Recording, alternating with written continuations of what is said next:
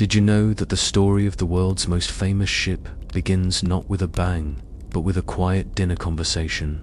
A moment of professional jealousy over a glass of wine that would ripple through time, creating a legend that still haunts us today. It's funny how some of the biggest things in history start so small, like deciding to build an unsinkable ship because your competitor's new boats are just a little too zippy. Before you get too comfortable, go ahead and like this video and subscribe to the channel to encourage me to make more content like this. Also, let us know where you're watching from and what time it is there. Now, dim the lights, and let's begin tonight's journey. You are standing in the year 1907. The air itself feels different, charged with electricity and the smoke of progress. It is the Gilded Age, an era of supreme confidence, where humanity feels it has conquered nature. Skyscrapers claw at the clouds in New York. Automobiles are beginning to replace the horse, and the world is connected by telegraph wires humming with information. Anything feels possible. On the vast, churning expanse of the North Atlantic, a fierce battle is being waged not with cannons, but with steam and steel. The prestigious Cunard Line has just launched two new marvels, the Lusitania and the Mauretania. They are astonishingly fast, sleek ocean liners known as the Greyhounds of the Sea, and they hold the coveted blue ribbon for the fastest Atlantic crossing. They are the pride of Britain, and a thorn in the side of their chief rival, the White Star Line. Imagine a lavish dining room in a London mansion, the air thick with the scent of roasted meat and fine cigars. You see two powerful men seated across from each other. One is Bruce Ismay, the chairman of the White Star Line, a man with ambition burning behind his eyes. The other is Lord Perry, the chairman of the Harland and Wolff shipyard in Belfast, the very firm that builds all of White Star's ships. Ismay is frustrated. He cannot compete with Cunard on speed. His ships are luxurious, yes, but they are not the fastest. And in this era of relentless one-upmanship, speed is everything. So, over dessert, a new strategy is born. A quiet, revolutionary idea. If you can't be the fastest, you will be the biggest. You will be the most luxurious. You won't build an ocean greyhound. You will build a floating palace. You will create a ship so immense, so opulent, and so safe that speed becomes an afterthought. The conversation turns from rivalry to vision. They decide not just on one ship, but a trio of sisters, a new Olympic class of liner that will dominate the Atlantic. Historians still debate whether the grand vision was Ismay's ambitious response to his rivals, or if it was Lord Perry's engineering dream seeking a client bold enough to fund it. The legend says the first rough sketches of these colossal ships were drawn right there, on the back of a dinner napkin, a simple pencil drawing of a dream that would cost millions and demand a workforce of thousands. The names chosen for this new fleet reflect their staggering ambition, plucked straight from Greek mythology. The first would be the Olympic, the third, originally named Gigantic, and the second, the star of our story, would be named after the Titans themselves, the elder gods of immense strength. She would be called the Titanic. The dream sketched on a napkin in London now travels across the Irish Sea, and you find yourself in Belfast. The year is now 1909, and the air here is not filled with the scent of fine cigars, but with the metallic temps of coal smoke and salt water. You are standing before the Harland and Wolff shipyard, a sprawling industrial city dedicated to building the largest moving objects ever created by human hands. Towering over everything is a structure of immense scale, the Great Gantry, built specifically for the Olympic-class liners. It is a web of steel girders and cranes that dwarfs the surrounding city, a cathedral of industry for the gods of the sea being born below. And there, nestled within its skeletal embrace, are two colossal shapes lying side by side, the Olympic and the Titanic. They are not yet ships. They are steel mountains, black skeletons of ribs and plates waiting for a soul. You move closer, and the sound hits you. It is a physical force, a deafening, continuous roar that vibrates through the soles of your shoes and rattles in your chest. It is the sound of 3 million rivets being hammered into place. This is not the rhythmic tap of a single blacksmith. This is the cacophony of 2,000 riveting guns firing at once. A sound so loud that normal conversation is impossible. The workers, you notice, communicate through a combination of hand signals and expert lip reading, a silent language born of industrial thunder. The process is a dangerous balletic feat of teamwork. A heater boy, often no older than 14, plucks a cherry-red rivet from a small furnace and tosses it with startling accuracy up to a catcher waiting on the scaffolding. The catcher snags it out of the air in a metal bucket, knocks out the ash, and shoves it into a pre-drilled hole. Instantly, 2 riveters attack it from both sides with their pneumatic hammers, the noise shrieking as they form a perfect, mushroom-shaped head, sealing to steel plates together forever, all in under a minute. This Symphony of Steel is performed by over 15,000 men, the lifeblood of Belfast. They are shipwrights, carpenters, electricians, and plumbers. They work long, hard hours in perilous conditions for a modest wage. During the Titanic's construction, over 250 workers were injured, and a known 8 lost their lives. A somber human cost for this technological marvel.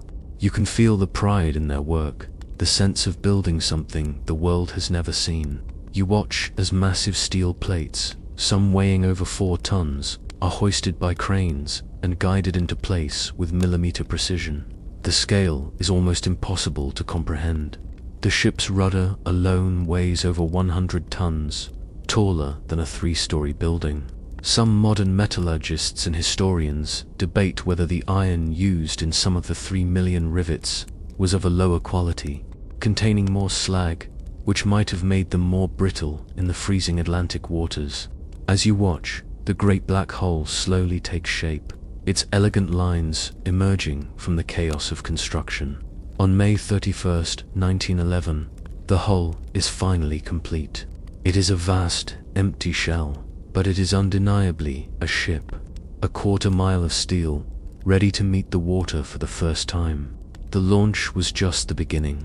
The great black hull, now afloat in the fitting-out basin, is a hollow echo chamber. For the next 10 months, you watch as an army of artisans swarms over it, transforming the steel beast into a floating palace. The deafening roar of the riveters is replaced by the quieter, more refined sounds of saws, hammers, and the hushed tones of master craftsmen. You step aboard through a cargo opening in the hull and find yourself in a world of controlled chaos. The smell of fresh-cut wood, varnish, and linseed oil hangs heavy in the air.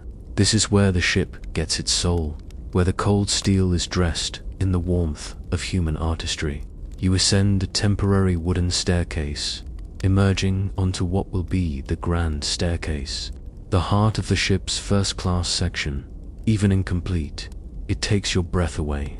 Light pours down from a magnificent wrought iron and glass dome high above. Carpenters are meticulously installing panels of polished English oak, each one carved with intricate detail.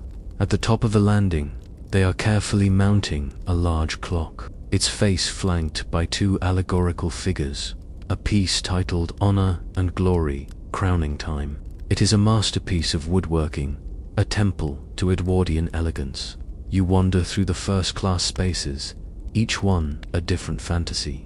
The lounge is a breathtaking imitation of a room in the Palace of Versailles, with towering windows and gilded carvings. The smoking room is a masculine haven of dark mahogany panels inlaid with mother-of pearl, a place for powerful men to conduct business over brandy and cigars. An obscure but telling detail of the ship's opulence was its saltwater swimming pool, one of the very first ever installed on an ocean liner, a true novelty that dazzled the public. You continue your tour, finding the second-class accommodations. To your modern eyes, they look like first class. They are decorated with rich mahogany, feature a handsome library, and have their own elegant dining saloon and promenade deck. For the price of a second-class ticket on the Titanic, you would be traveling in a style that surpassed the finest offerings on most other ships of the day. Then you descend further, down into the belly of the ship, to third class, or steerage. The contrast is stark, but not in the way you might expect. The opulence is gone, replaced by a clean, functional simplicity. The walls are plain steel, painted a bright, sterile white. Cabins are small, with simple bunk beds. Yet, even here, the Titanic represented a revolution. Most ships of the era crammed steerage passengers into vast open dormitories.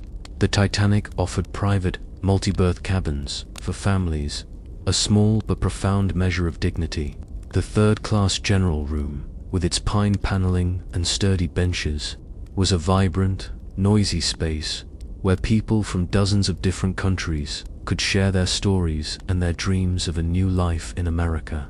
Social historians still debate whether the stark segregation of classes on board was a simple mirror of Edwardian society or a calculated design choice meant to amplify the allure of first class by making its exclusivity physically tangible. It was a perfect microcosm of the world outside, a Gilded Age society in miniature, all contained within a single steel hull. The final coat of varnish has dried. The last piece of crystal has been polished. The ship is no longer a construction site, but a living, breathing entity humming with potential. And now, you are standing on the quayside at Southampton's White Star Dock on the morning of April 10th, 1912. The air is cool and tastes of salt and coal smoke. Before you, the Titanic looms, a sheer cliff of black steel punctuated by rows of gleaming white. She is so immense that she seems to distort the very scale of the world around her, making the dockside buildings look like models and the crowds of people like ants. The sounds are a symphony of departure, the deep thrum of the ship's generators, the hiss of steam from her massive funnels, the shouts of officers, and the excited chatter of thousands of voices in a dozen different languages. You watch as the passengers begin to arrive, a river of humanity flowing towards the gangways. They are a perfect cross-section of the Edwardian world, their fates unknowingly intertwined for this one voyage. First, you see the Titans of first class. They arrive in elegant motor cars and horse-drawn carriages, their mountains of luggage handled by an army of porters. You see Colonel John Jacob Astor IV, arguably the wealthiest man on the planet, a real estate and hotel magnate whose fortune, in today's terms, would be in the billions. He is traveling with his new, young, and very pregnant wife, Madeline, returning from their honeymoon. A subject of some society gossip, there is Benjamin Guggenheim, the heir to a mining fortune, traveling with his mistress. And you see the elderly and devoted couple, Isidore and Ida Strauss, the owners of Macy's department store, their quiet dignity a stark contrast to the more flamboyant displays of wealth around them.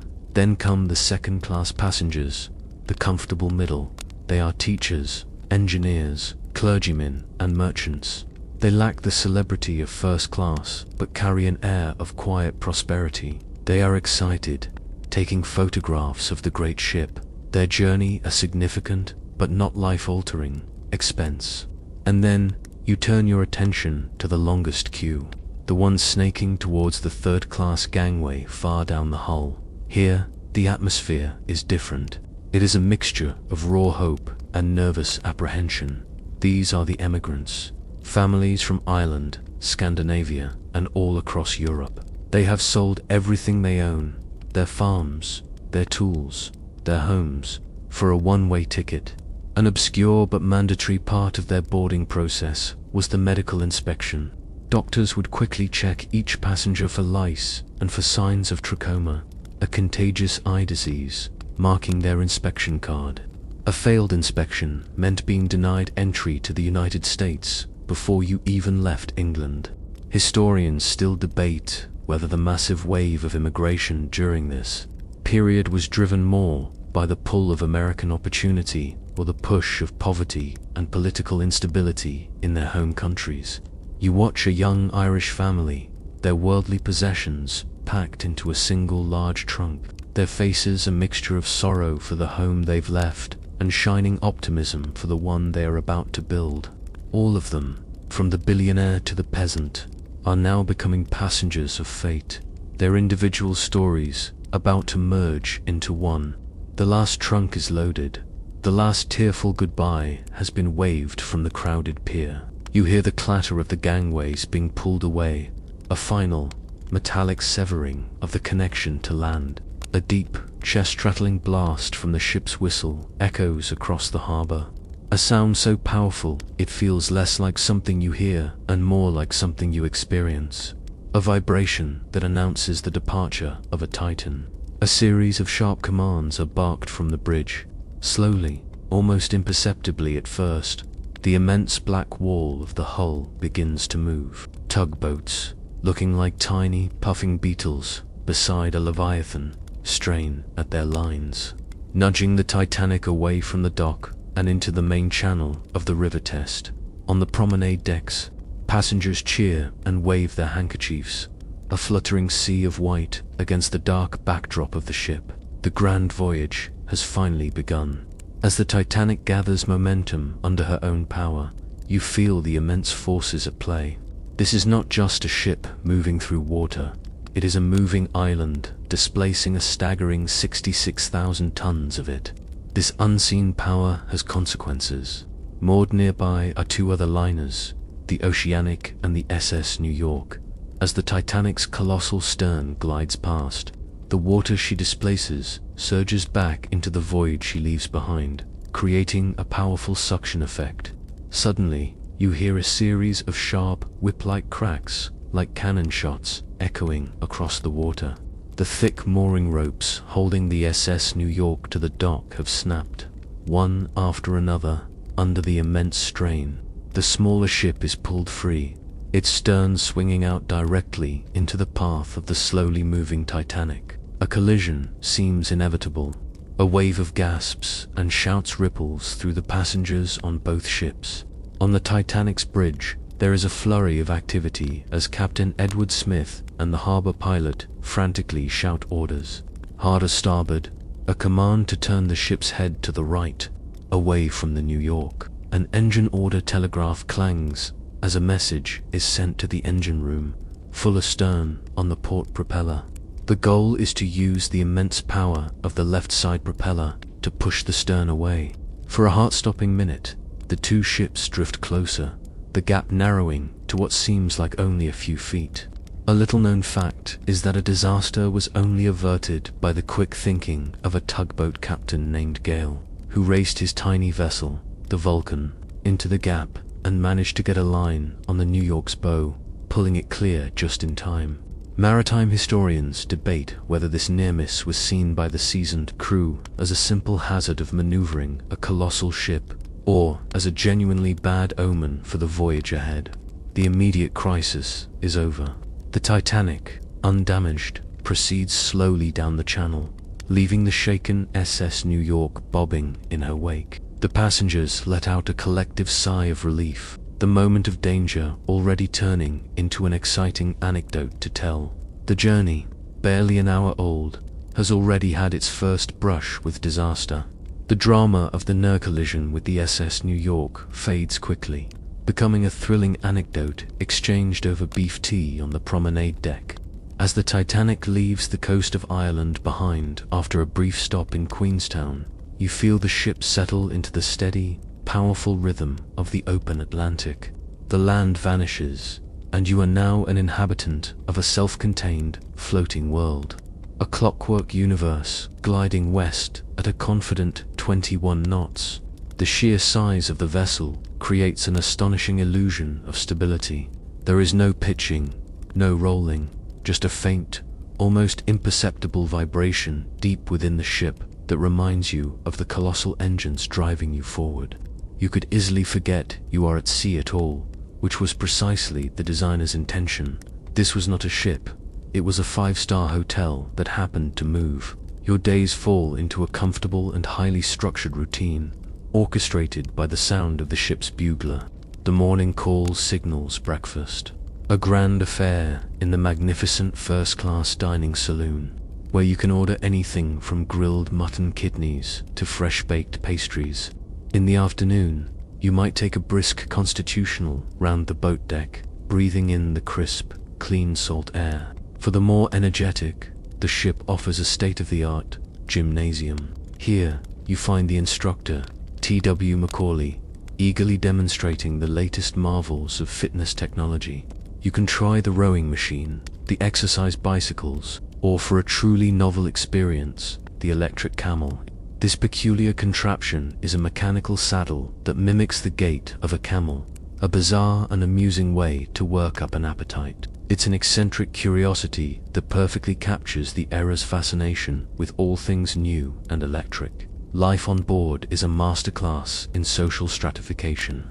While first and second class passengers might occasionally pass each other on the decks, their worlds are separate. A simple gate separates the spacious first-class promenade from the slightly more modest second-class area. Third-class passengers are confined to their own designated spaces at the stern and in the well decks at the front of the ship. They would never see the grand staircase or the veranda carve. Historians still debate how this rigid segregation was perceived by those on board, whether it was simply an accepted fact of life mirroring the strict class structure on land, or if it bred a quiet resentment, especially among those who could see but not touch the ultimate luxury just a few feet away. As evening approaches, the ship truly comes alive. The bugle sounds, the roast beef of Old England, the traditional call to dinner. You return to your stateroom to dress in your finest evening wear, a mandatory ritual for first-class passengers. Then, you join the glittering procession, a river of silk, diamonds, and starched white shirts, all descending the grand staircase under the warm glow of the glass dome. The ship's orchestra plays softly from the balcony as you are seated for a lavish 10-course meal. The conversation is light, the champagne flows freely, and the air is filled with a sense of supreme confidence and well-being. Here, in this bubble of warmth and light, surrounded by the dark, cold Atlantic, the world feels perfect, ordered, and entirely safe. The ship is more than unsinkable. It is an unbreakable promise of a gilded future. To truly understand the Titanic, you must leave the world of polished brass and fine china behind. You must descend. You follow a crewman through a discreet door marked private, and the world changes instantly. The soft Axminster carpet is replaced by cold, steel-plated flooring. The air, once scented with perfume and expensive cigars, now grows thick and warm, carrying the metallic smell of hot oil and steam. You go down flight after flight of steep, narrow staircases, a journey into the ship's very soul. The gentle hum that was barely perceptible on the upper decks grows into a deep, rhythmic thrum that you feel in your bones. You are entering the ship's beating heart. Your first stop is one of the 6 boiler rooms, a cavernous space of steel and fire. You are in a vision of an industrial Dante's Inferno. 29 massive boilers, each the size of a small house, line the walls. The heat is immense, a dry, oppressive wave that hits you the moment you enter. In front of the boilers, you see the men who feed the beast. This is the Black Gang, the stokers and trimmers, their faces and bodies permanently stained with a fine layer of coal dust. They work in relentless 4-hour shifts, their movements a symphony of raw, physical labor. You watch a stoker, his bare torso gleaming with sweat, swing his shovel into a mountain of coal, lift a precise amount, and with a practiced flick of his wrist, cast it through the open furnace door into the roaring white-hot inferno. This happens again and again and again. It is a grueling, exhausting, and dangerous job. To keep the Titanic moving at speed required the burning of over 600 tons of coal every single day, a widely known fact that illustrates the ship's insatiable appetite for power. As you stand in the oppressive heat, a foreman points to a specific section of the wall, the forward bulkhead of boiler room number 6. It is glowing a faint, dull red, He explains, in a matter-of-fact tone, that a fire has been smoldering inside the adjoining coal bunker since the ship left Southampton. This is an obscure but documented curiosity of the voyage.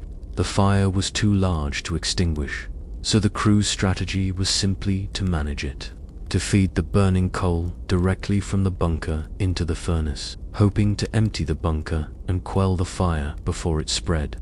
Naval engineers and historians still debate whether the heat from this persistent coal fire, which may have reached over 1,000 degrees Fahrenheit, critically weakened the steel of that specific bulkhead, the very area that would soon suffer the iceberg's impact. You move on from the fiery chaos of the boilers into the cathedral-like expanse of the main engine room. Here, the air is cleaner and the noise is different, a deep, rhythmic, and thunderously powerful katham of colossal machinery. Before you stand the two main reciprocating engines, the largest steam engines of their kind ever built. They are 4 stories tall, great mountains of polished steel and churning pistons rising and falling in a hypnotic, unstoppable rhythm. These engines turn the 2 massive outer propellers. Between them, you see a third, more modern piece of technology, the low-pressure turbine engine, which ingeniously recycled the exhaust steam from the main engines to power the central propeller. It is a masterpiece of power and efficiency, the pinnacle of steam age technology, all working in perfect concert to drive the unsinkable ship through the waves. You ascend from the thunderous heart of the ship back up to the quiet, insulated world of the passenger decks. The rhythmic kathump of the engines fades to that familiar, almost imperceptible hum. You find your way to the boat deck, just behind the bridge, and stop before a small, unassuming cabin. From the outside, it looks like any other, but you can hear a strange, rhythmic crackling and buzzing sound coming from within. This is the Marconi room, the ship's wireless telegraphy station. It is the vessel's electronic ear, its connection to the world beyond the horizon, and one of the most advanced pieces of technology on board. Inside, the room is small and cluttered with equipment. The air crackles with electrical energy. You see the 2 young wireless operators, Jack Phillips and Harold Bride, hunched over their instruments. They are employees of the Marconi Company, not the White Star Line, and their primary job is not to handle the ship's operational messages, but to send and receive the personal telegrams of the wealthy first-class passengers.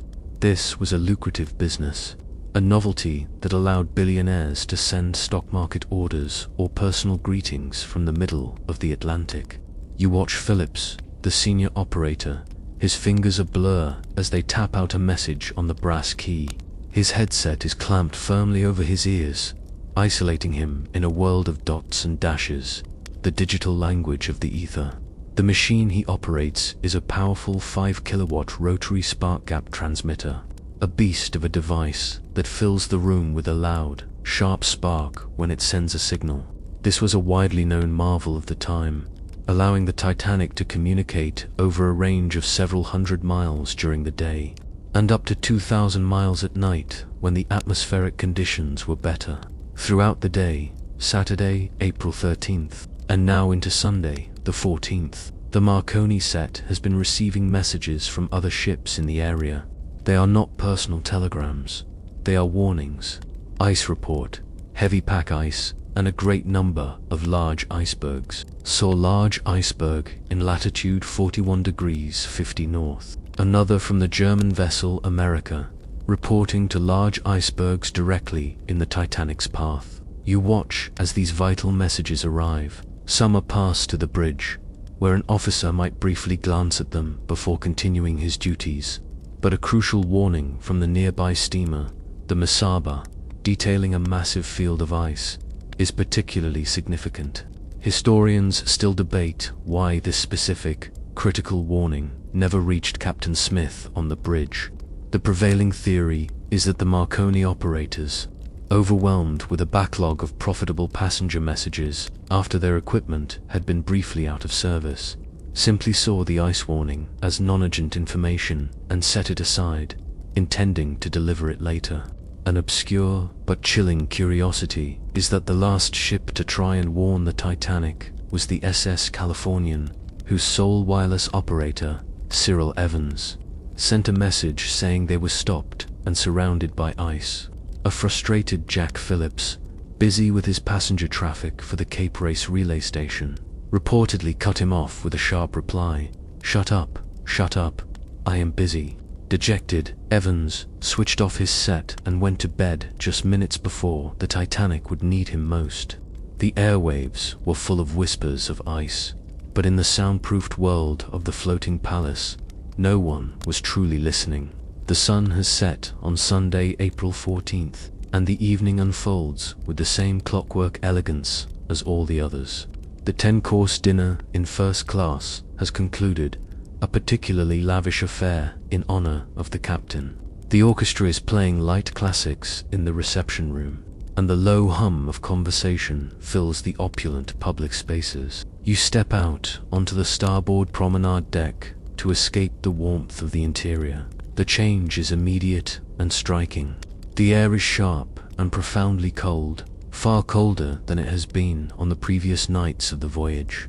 The sky above is a breathtaking canopy of stars, a field of brilliant diamonds scattered across black velvet, made even more vivid by the complete absence of a moon. You walk towards the railing and look out at the ocean. It is unnervingly, unnaturally calm.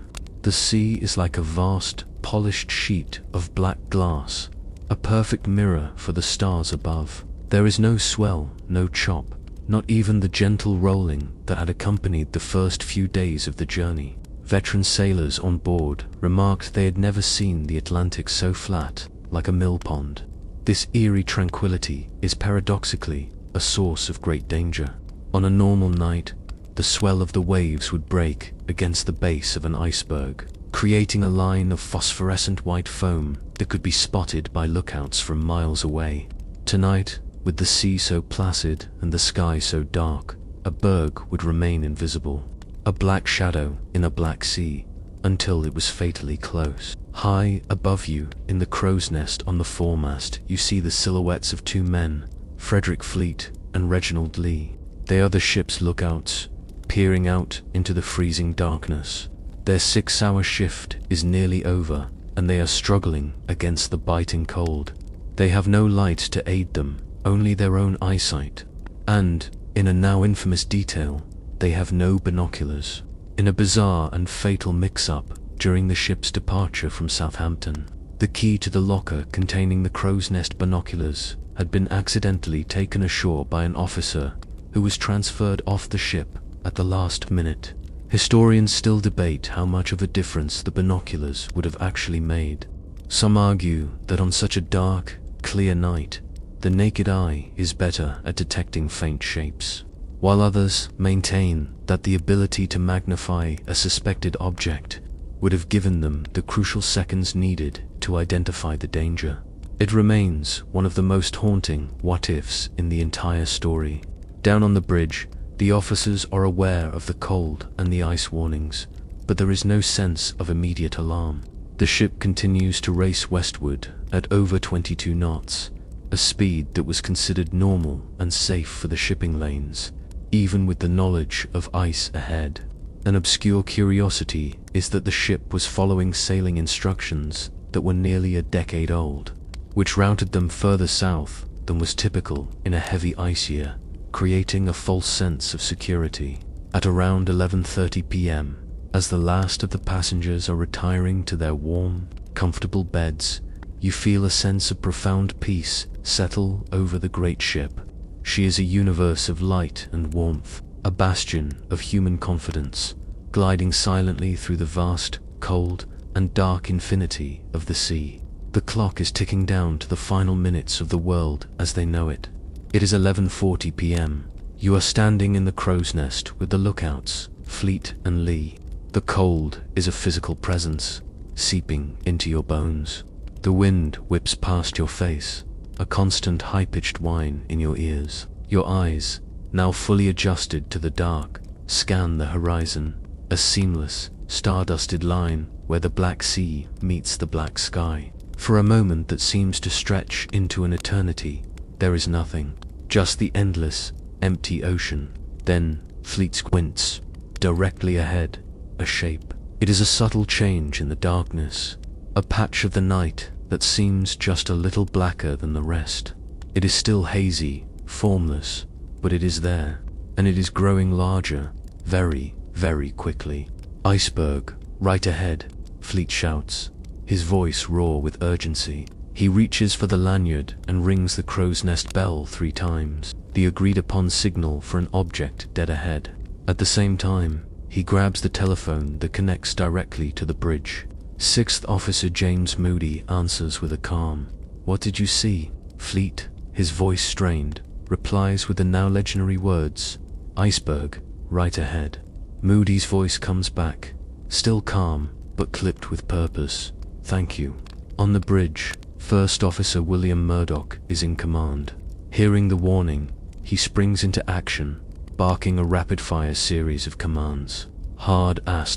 This is the order to the quartermaster at the wheel to turn the ship as far to the right as possible. Almost simultaneously, he rings the engine order telegraph to stop and then full astern, a desperate attempt to slow the ship's forward momentum. Down in the depths of the ship, in the engine room, bells clang and lights flash on the telegraph. Engineers scramble to obey the sudden, unexpected command, shutting off the steam to the main engines and throwing massive levers to reverse the flow. It's a monumental task, like trying to stop a freight train on a dime. On the decks above, most passengers feel nothing at all. Perhaps you are in the first-class smoking room, enjoying a final cigar of the evening.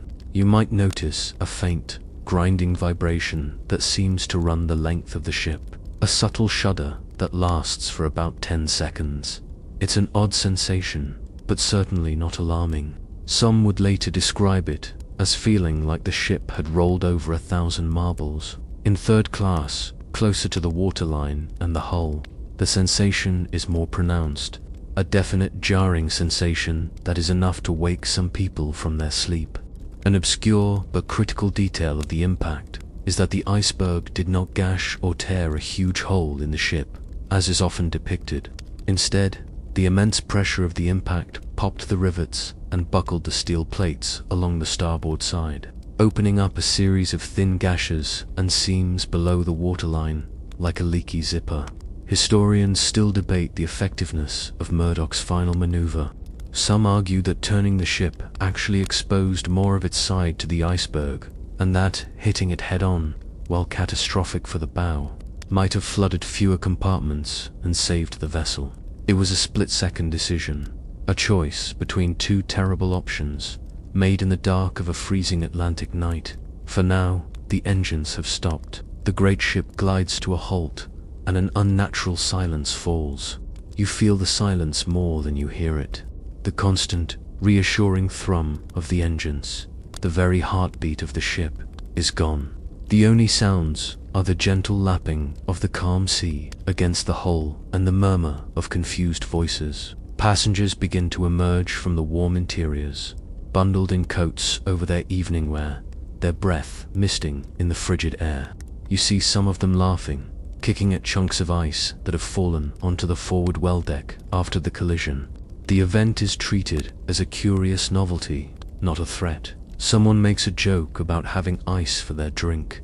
There is no panic, only a mild, festive curiosity. But on the bridge, the atmosphere is entirely different.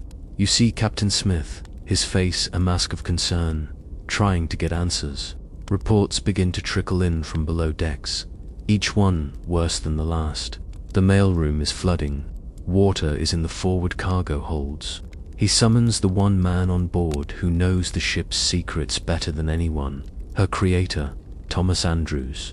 You see Andrews arrive, a roll of blueprints tucked under his arm, his expression serious. Together, they descend into the ship, a journey that is the dark mirror of your earlier tour. The orderly world of steel and steam you witnessed before is now in chaos. You hear the deep, gushing sound of the ocean, now inside the ship, where it does not belong. You follow them down a crew staircase and are met with the sight of a steady, unstoppable black river of seawater pouring into the ship. In the mail hold, you see postal workers frantically trying to save the 400,000 pieces of mail, dragging the heavy sacks up to higher decks, a futile battle against the rising tide. As they move from one section to the next, Andrews's face grows paler. He needs no complex instruments to understand the truth. He sees the water is in the forepeak, the first two cargo holds, the mail room, and now it is seeping into boiler room number 6, the very one with the smouldering coal fire. This is the moment of terrible arithmetic. The Titanic was designed to be a marvel of safety, famously equipped with 16 watertight compartments that could be sealed by automatic doors. This was the basis for the widely known unsinkable claim. The ship could stay afloat with its first 2 compartments completely flooded. It could even survive with 3, or, in a worst-case scenario, even 4, breached. But the iceberg has sliced through the first 5. A little known and surreal detail from this time is that the ship's professional squash player was calmly observing the water level in the squash court, which was located far down in the bow, and reporting its rise to the bridge. Back in the quiet chart room, Andrews unrolls his blueprints on a large table. He takes a pencil and makes a few quick calculations, his hand moving with a grim certainty. He explains the fatal design flaw to the captain. The watertight bulkheads, the ship's great defense, do not extend all the way to the top deck. They are like ice cube trays. As the first 5 compartments fill with water, the bow will be pulled down, and the water will eventually spill over the top of the bulkhead into the next compartment, and then the next, and the next, sealing the ship's fate. Historians still debate whether Captain Smith's calm demeanor in these initial moments was a sign of controlled leadership or a state of shock-induced paralysis. Andrews looks up from the blueprints, his face ashen. He gives the captain the death sentence of his own creation. "This ship will founder," he says, his voice barely a whisper. "It is a mathematical certainty." Smith asks him how long they have. Andrews's reply hangs in the air, cold and absolute. "An hour, maybe 2, not much more."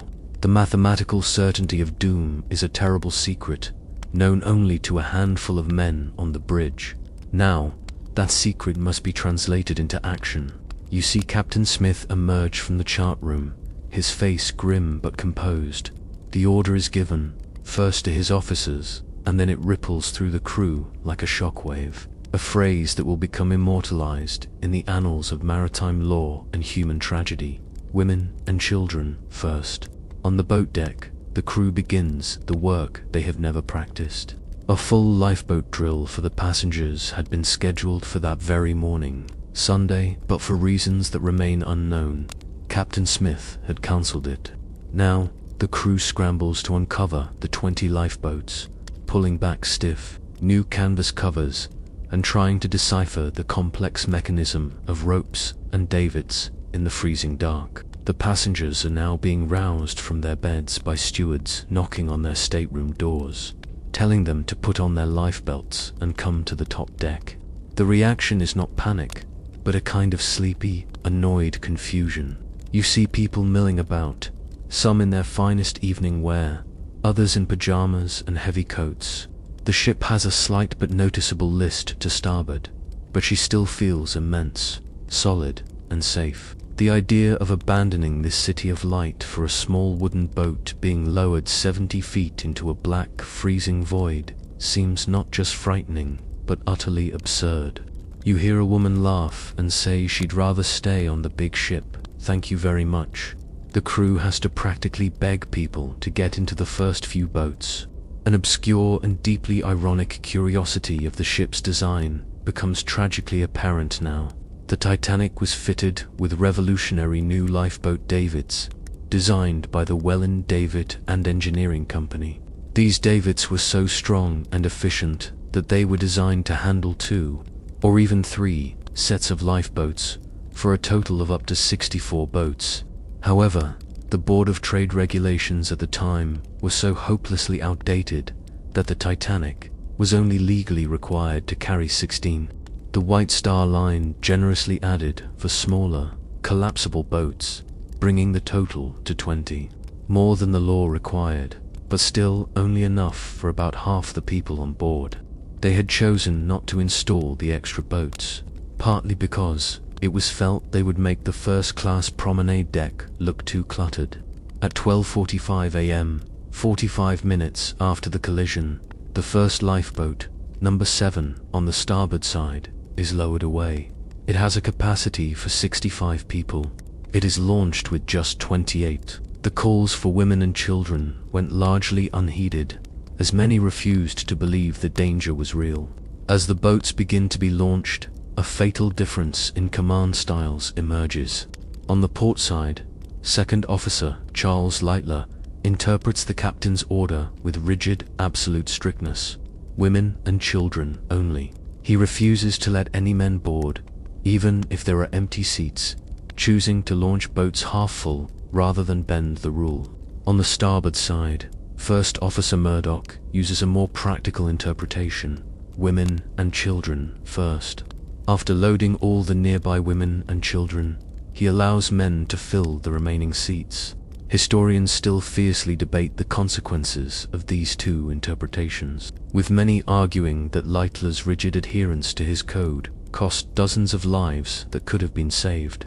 The Great Evacuation has begun, not with organized precision, but with chaos, confusion, and tragically empty seats.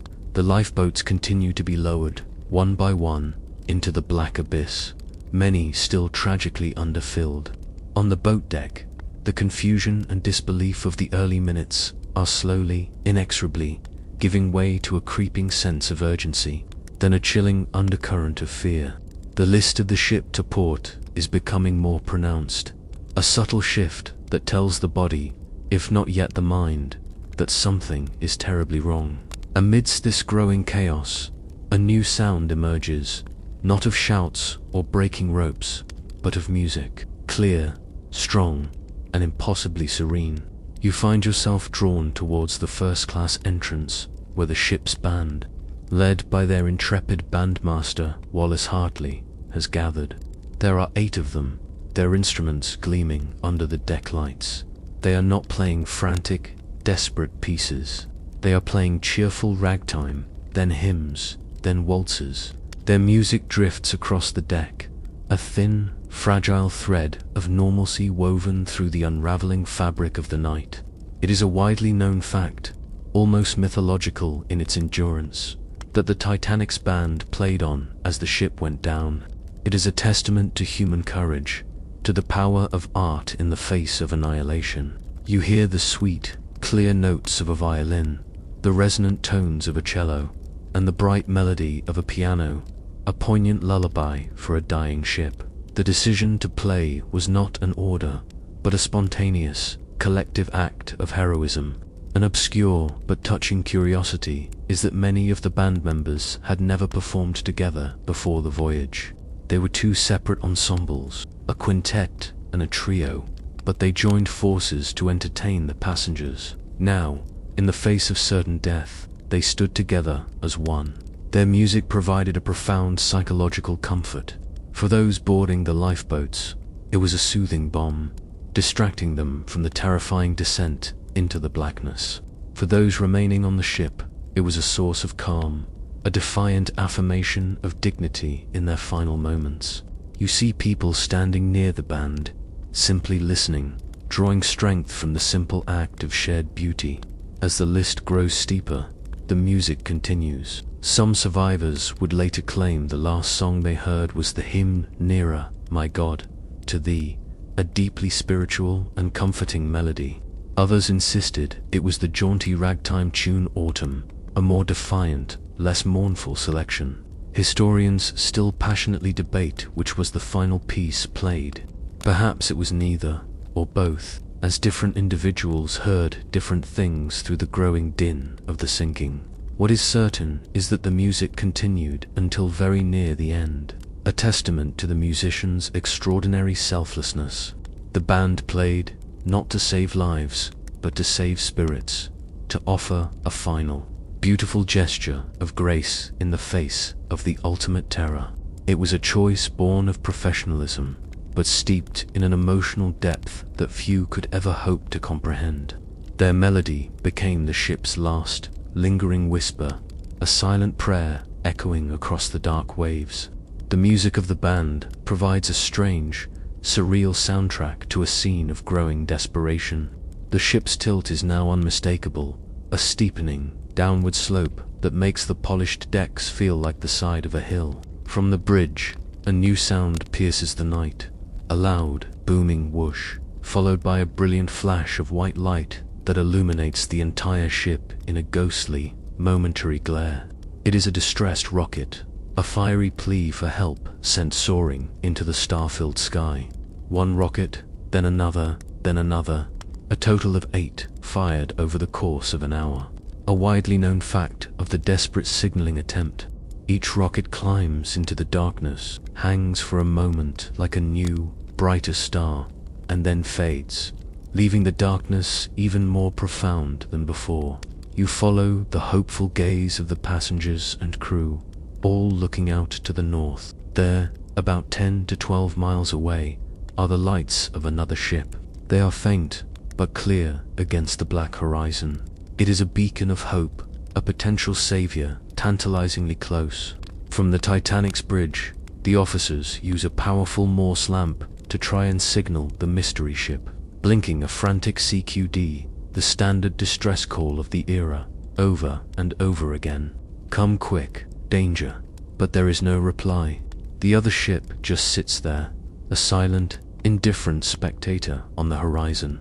The frustration and despair on the Titanic are palpable. You hear an officer mutter, "She must be a fishing boat. They never see anything." This mystery ship, a source of endless historical debate, was almost certainly the SS Californian, the very same vessel whose wireless operator had been told to shut up by the Titanic's Jack Phillips just hours before.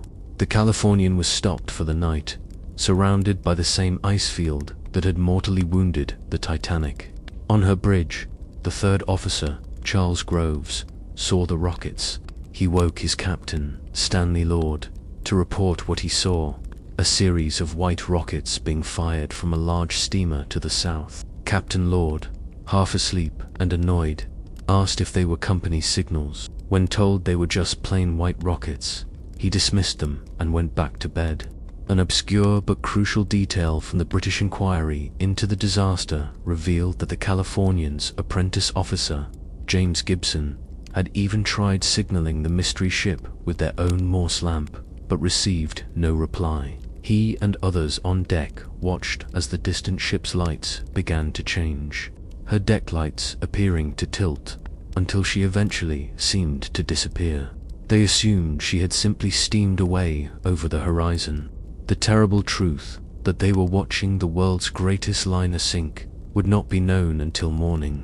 The mystery of the Californians' inaction remains one of the most controversial and tragic what-ifs of the entire disaster.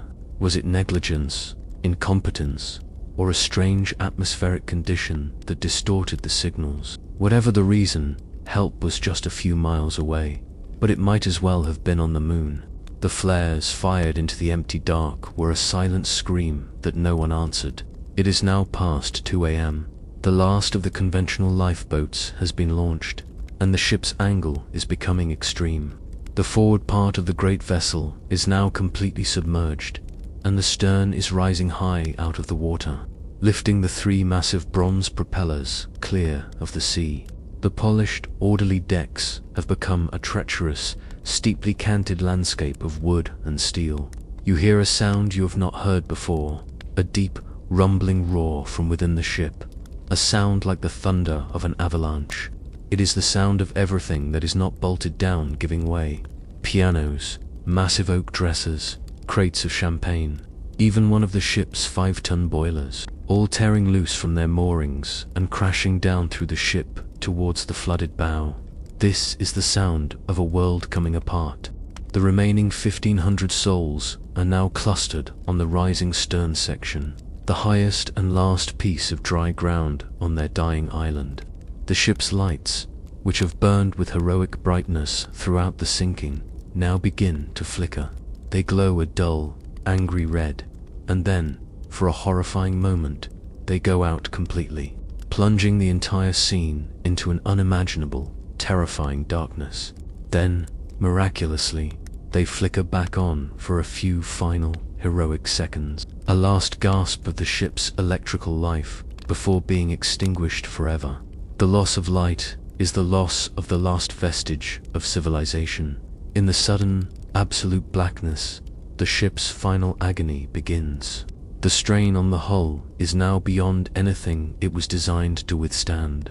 The stern continues to rise, higher and higher, until it is a black monolith pointing towards the stars, a grotesque monument against the night sky. Then, with a sound that survivors would describe as the tearing of metal, a deafening, grinding cacophony, the great ship begins to break apart. It is a slow, agonizing process. The hull fractures between the third and fourth funnels, the weakest point in the structure. This is a widely known fact, confirmed by the discovery of the wreck decades later. The bow, now severed, plunges towards the seabed 2.5 miles below. For a few moments, the stern section, now relieved of the weight of the bow, actually settles back slightly in the water, giving a brief, false hope to those clinging to its railings.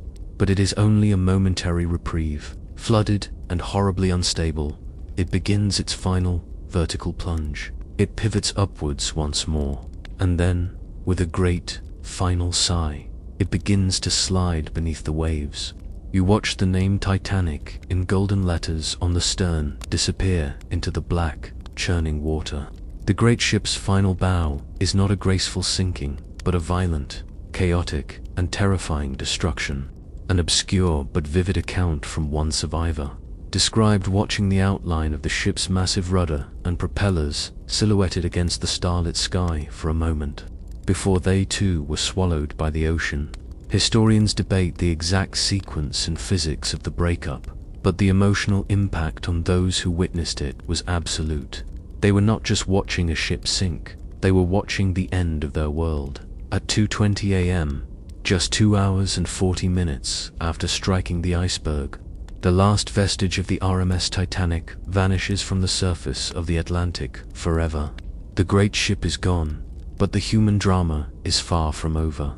In the final, terrifying moments on the tilting deck, you witnessed 1,000 stories of impossible choices. You saw Captain Smith return to the bridge to meet his end, a stoic figure adhering to the ancient tradition of going down with his ship. You saw the ship's designer, Thomas Andrews, last seen in the first-class smoking room, silently staring at a painting of Plymouth Harbor, a man seemingly lost in thought, having done all he could to save others. And you saw the elderly couple, Isidore and Ida Strauss, in a moment of profound and heartbreaking devotion. Ida was offered a seat in a lifeboat, but she refused to leave her husband. She reportedly said, "We have lived together for many years.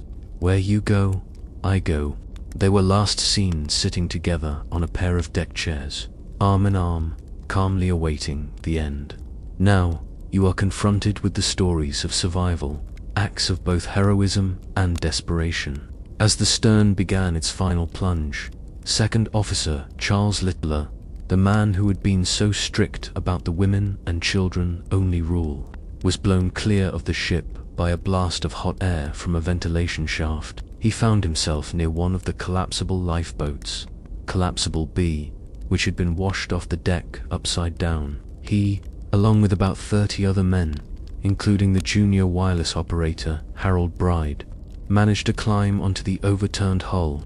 For hours, they would have to carefully balance their weight on the slippery, submerged keel, a tiny, precarious island of life in the freezing water. It was an obscure but incredible feat of survival, requiring the men to shift their weight in unison with the ocean swell to keep from being washed off. This is a widely known and debated part of the Titanic's story, the controlled chaos managed by the officers until the very end. You see Fifth Officer Harold Lowe become a true hero of the night, After getting his lifeboat, number 14, a safe distance from the sinking ship, he made a difficult but necessary decision. He redistributed his passengers among 4 other nearby lifeboats, gathered a small crew, and then did something no one else dared to do. He rowed back. He steered his boat directly into the horrifying field of debris and struggling victims, his crew shouting, "Is there anyone alive out there?" into the darkness. It was a harrowing, dangerous task, trying to find the living among the dead without being swamped by the desperate. Historians still debate the morality of the choices made by the officers in the other lifeboats. Most of them, filled with survivors in a state of shock and fear, chose to stay away, afraid of being overwhelmed and capsized by the hundreds of people in the water. They listened to the sounds from the darkness, but did not return. You can understand their fear, the instinct for self-preservation, but Officer Lowe's actions stand as a testament to a different kind of choice. A choice to face the horror, to push past the fear, and to try and save just one more life. Out of the more than 1,500 people who went into the water, Lowe and his crew managed to pull only 4 people out alive. One of them died shortly after. It was a small victory in the face of an overwhelming loss, but it was a victory nonetheless. The roar of the ship's final plunge has faded. The churning, frothing vortex of water where she disappeared has calmed. You are in one of the lifeboats, a tiny, fragile shell of wood and canvas, adrift in the immense, silent darkness. But the silence is not complete. A new sound begins to rise from the surface of the water, a sound that will haunt the survivors for the rest of their lives. It is the sound of human voices, not one, not a dozen, but hundreds. Over 1,500 people were just plunged into an ocean with a temperature of 28 degrees Fahrenheit, 2 degrees below freezing, kept liquid only by its high salt content. You hear a terrible, collective cry. It is a wail, a moan, a chorus of agony and desperation that seems to come from everywhere at once. Second Officer Leitler, clinging to the overturned collapsible B, would later describe it as a continuous, agonizing moan that you could feel in your very bones. Another survivor in a lifeboat said it sounded like the roar of a crowd at a faraway baseball game, a strange and surreal comparison for such an unimaginable horror. It is the sound of 1,000 people, fathers, mothers, and children, all crying out for help, calling for their loved ones, praying to a God who seems to have abandoned them. They are in the water, clinging to deck chairs, crates, anything that will float, their bodies succumbing rapidly to the paralyzing grip of hypothermia. This is the grim, scientific reality of the disaster. Very few people actually drowned in the traditional sense. The vast majority succumbed to cold shock and hypothermia. In water this cold, consciousness can be lost in under 15 minutes, and death can follow shortly after. The lifebelts made of cork and canvas did their job perfectly. They kept everyone afloat, but in doing so, they only prolonged the agony. This terrible sound, the sound of the drowning, is a widely known and horrifying part of the Titanic's story. For those in the lifeboats, it was an unbearable torment. They were the lucky few, the chosen, now forced to listen to the dying pleas of those left behind, knowing there was almost nothing they could do. An obscure but deeply human detail is found in the testimony of the survivors. They spoke not just of the cries, but of the specific sounds they could pick out from the cacophony. A man calling his wife's name over and over, a child crying for its mother, the sound of a whistle being blown, a desperate, shrill cry for help from one of the ship's officers trying to rally any survivors. This collective cry, which had risen so suddenly from the sea, began to fade with a chilling rapidity. As the minutes ticked by, the voices grew weaker, more sporadic. One by one, they fell silent. After about 20 minutes, the great, terrible moan had subsided into a series of scattered, faint cries. And then, there was only silence. Historians and psychologists have debated the long-term traumatic impact of this sound on the survivors. a phenomenon now understood as a form of acute auditory PTSD. For them, the silence that followed was even more terrifying than the noise. It was the sound of a city of 1,500 souls being utterly and completely extinguished. The last voice has faded. The great, terrible cry has been replaced by an even more profound and terrifying silence. You are adrift in a small, crowded boat on a perfectly calm, star-dusted sea.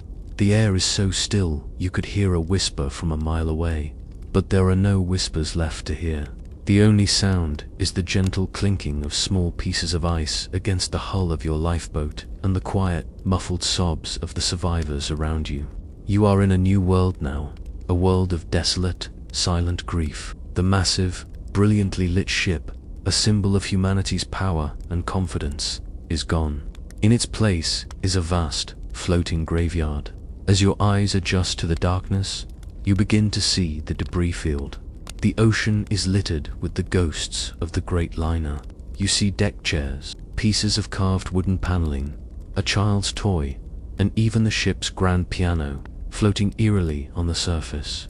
And among the debris, you see the bodies, hundreds of them, bobbing gently in the calm water, their white lifebelts making them look like a scattered flock of sleeping seagulls. They are all around you, silent witnesses to the catastrophe, their faces turned up towards the same indifferent, beautiful stars. This haunting image of the calm sea and the floating dead is a widely known part of the survivor accounts, a scene of surreal and terrible peace after the violence of the sinking. The cold is relentless.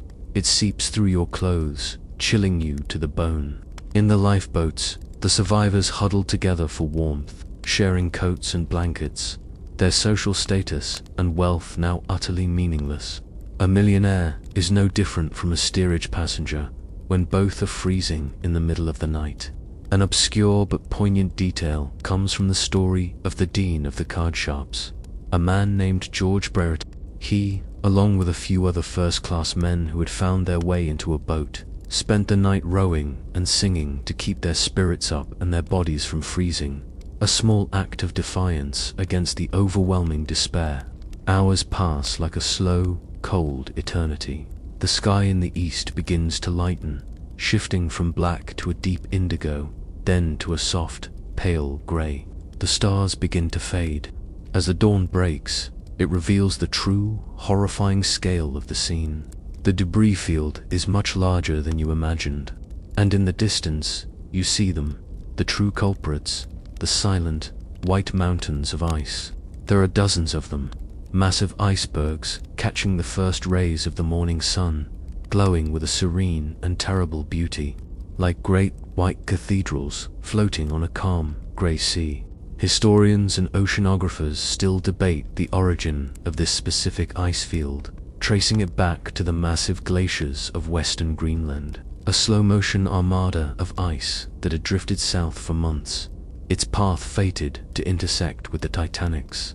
The arrival of the dawn brings not warmth or comfort, but a cold, clear, and devastating new light on the reality of what has been lost. You are a handful of survivors in a few small boats, alone in a vast, cold ocean, surrounded by the silent, frozen remnants of a dream.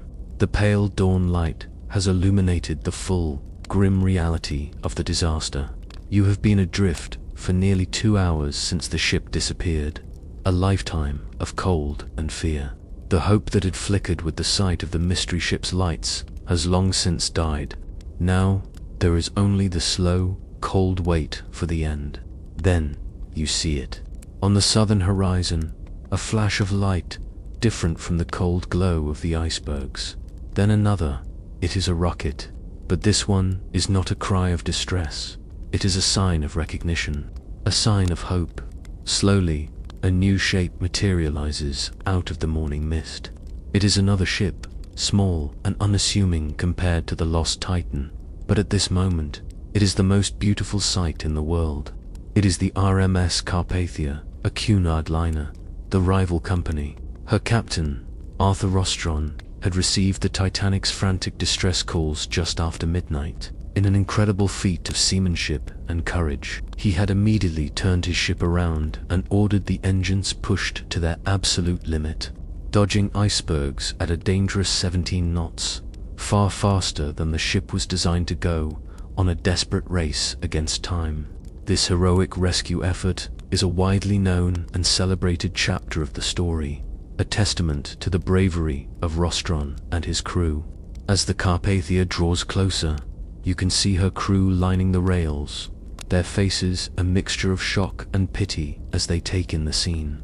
The scattered lifeboats, the debris, the bodies. The first lifeboat, number 2, comes alongside just after 4 a.m. The process of rescue is slow, difficult, and emotionally wrenching. The survivors are frozen, exhausted, and in a state of deep shock. Many are too weak to climb the rope ladders lowered down the side of the ship. One by one, they are hoisted aboard in slings, mail sacks, and even small chairs, like fragile cargo being winched from the sea. You watch as children are lifted to safety first, then the women, their faces streaked with soot and tears. On the deck of the Carpathia, a scene of profound human compassion unfolds. The ship's own passengers give up their cabins, their blankets, and their warm clothes. The ship's doctors and crew work tirelessly to treat the survivors for hypothermia and shock, offering hot coffee, brandy, and soup. An obscure but touching detail of the rescue is that the Carpathia's crew had prepared for every eventuality, lowering their own gangway doors and preparing medical stations before they even arrived on the scene. A level of professional foresight that stood in stark contrast to the chaos of the Titanic's evacuation. Harold Bride, the junior wireless operator who survived on the overturned collapsible, was carried aboard and, despite his frostbitten feet, immediately went to the Carpathia's wireless room to help send out the names of the survivors. The last lifeboat is brought aboard just after 8:30 a.m. Officer Leitler is the last man to step onto the Carpathia's deck. Captain Rostron makes one final, slow pass through the debris field, but there are no more signs of life. The search is over. Historians still debate whether more lives could have been saved if the Carpathia had arrived even an hour earlier, but most agree that by the time she reached the site, anyone left in the water would have long since succumbed to the cold. The Carpathia, her decks now crowded with the 705 survivors of the greatest maritime disaster in history, turns her bow to the west and sets a solemn course for New York, leaving the silent, floating graveyard behind. The Carpathia's journey to New York is a slow, somber procession. For 3 days, a profound quiet hangs over the ship, broken only by the sounds of quiet weeping and the relentless crackle of the wireless, as the names of the living and the heartbreakingly longer list of the missing are transmitted to a world desperate for news. When the ship finally steams into a rainy New York harbor, she is met by a crowd of 40,000 people, a sea of anxious, grief-stricken faces waiting on the docks. The dream that set sail from Southampton with such pomp and confidence has returned as a ghost, a harbinger of a new, more uncertain age. The aftermath of the sinking is immediate and profound. The world is stunned, not just by the loss of life, but by the shattering of its own technological arrogance. The word unsinkable becomes a tragic, ironic epitaph. 2 major inquiries are launched, one in the United States and one in Great Britain, to answer the single agonizing question that echoes around the globe. How could this have happened? The testimonies of the survivors, from the officers to the steerage passengers, are headline news for weeks. This is a widely known fact, as the inquiries laid bare every mistake, every miscalculation, every fatal moment of hubris that led to the disaster. Blame is assigned, reputations are ruined, and from the ashes of the tragedy, a revolution in maritime safety is born. The International Ice Patrol is established to track icebergs in the North Atlantic. New regulations are passed mandating that all ships carry enough lifeboats for every single person on board, and the practice of maintaining a 24-hour radio watch becomes a legal requirement. ensuring that a distress call will never again go unheard. But the story does not end there. For 73 years, the Titanic herself remained lost, a ghost in the collective imagination. Her final resting place, a mystery locked 2.5 miles beneath the surface of the ocean. Then, in 1985, a joint French-American expedition led by Dr. Robert Ballard finally found her. You watch on a grainy monitor as a remote submersible glides through the crushing, silent darkness of the abyssal plain, and suddenly, a familiar shape emerges from the gloom, the riveted steel plates of the ship's bow.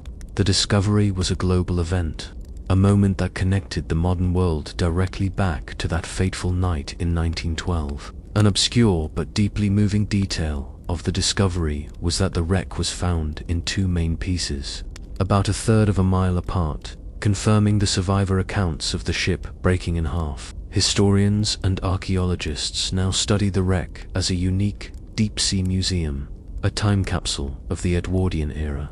They debate the ethics of retrieving artifacts versus preserving the site as a maritime grave. The ship is now slowly being consumed by the ocean, with iron-eating bacteria forming rusticles that hang like dark, frozen tears from her decaying hull. She is a reminder that nothing made by human hands is permanent, that even the greatest symbols of our power will eventually be reclaimed by nature. The story of the Titanic is more than just the story of a ship. It is a story about class, ambition, and technology.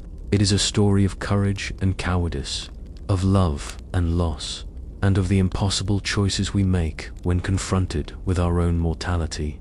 And in the silent, crushing dark of the deep Atlantic, she continues to whisper her timeless lesson, a lesson learned in the freezing cold beneath a canopy of indifferent stars. The cold has passed. The sounds of the night have faded into a gentle, quiet calm. You can feel the soft warmth returning, a sense of safety and peace settling over you like a familiar, heavy blanket. All the questions, all the echoes of that distant tragedy can now drift away, leaving behind only the stillness of the present moment.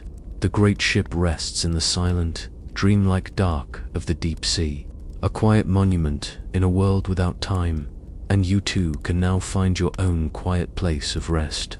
The journey is over. There is nothing left to do, nothing left to solve, only the simple, easy rhythm of your own breathing. Each breath is a soft wave, rising and falling, carrying you further and further away from the shores of wakefulness, out onto a calm, peaceful ocean of sleep. You are safe, you are comfortable, and you are surrounded by a deep, profound tranquility. The stories of the past can now become the dreams of the night, soft, distant whispers that guide you toward a deep and restorative slumber, where all is well and all is at peace. The end. Sweet dreams.